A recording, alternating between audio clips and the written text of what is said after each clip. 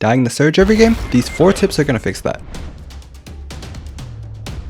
The first thing that most people are already aware of is basing up somewhere high up like a hill so that none of your sight lines are blocked and you have the most opportunity for surge. However, when you're on a hill you want to base on, don't box up all together and connect it. Instead, you should build separate bases near each other on different sides of the hill. There are multiple reasons for this. When you're all connected, you'll usually have a blind spot that you can't see. Teams can sneak up this way and base near you on the hill, cutting off some of your surge angles. But in separate bases, you can watch all your angles so you have full control over more space. And if anyone rotating in gets cracked or needs to box up to heal, being in separate bases allows you to have angles on 2 or 3 of their walls so you can get the elimination. Another added benefit of claiming this extra space is having more options when rotating the future zones. You're essentially corralling the rest of the lobby into a smaller space so you have more options. Make sure not to base too far from each other though. You still need to be close enough that it looks like you're one team or you'll get pushed because someone thinks you're solo. And you need to stay close enough that you can regroup if one of you gets pushed.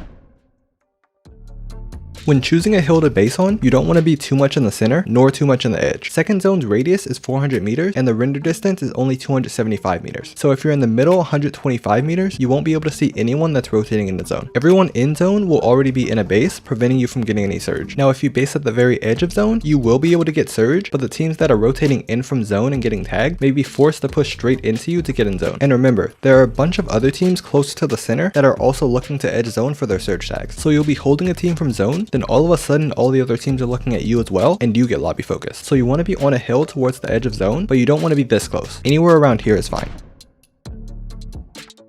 Next is timing. Like we just saw, people will base up towards the edge of zone to shoot at those rotating in. You need to be early so that you're one of the teams shooting, not getting shot at. But how early? The first storm surge warning appears when second zone starts closing. At this point, you're already late. Once zone 1 closes, zone 2 will show and you'll have 2 minutes before the surge warning appears. This is the time when you find your spot. As soon as the second zone appears, you should be moving to where you want to be. The earlier in these 2 minutes you get to your spot, the better. As time goes on, more and more of the hills will be taken by other teams. It's basically a race to claim the best remaining spots for surge. In order to get your spot in second zone before others, you need to have already been somewhere near the center of first zone. What the best trios do is be finished looting and getting in a car to rotate near the center of first zone while the zone's still closing. Then as soon as second zone shows, they get in their car and rotate to the best spot they can find on a hill near the outside of second zone. This is where they get their surge tags on everyone rotating in.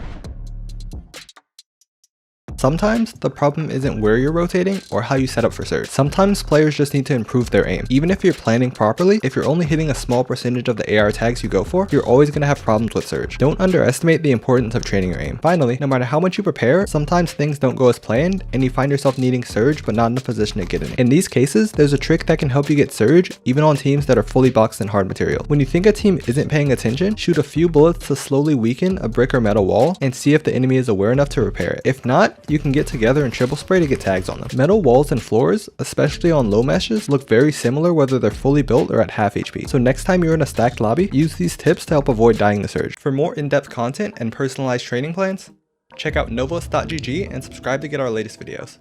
Farewell.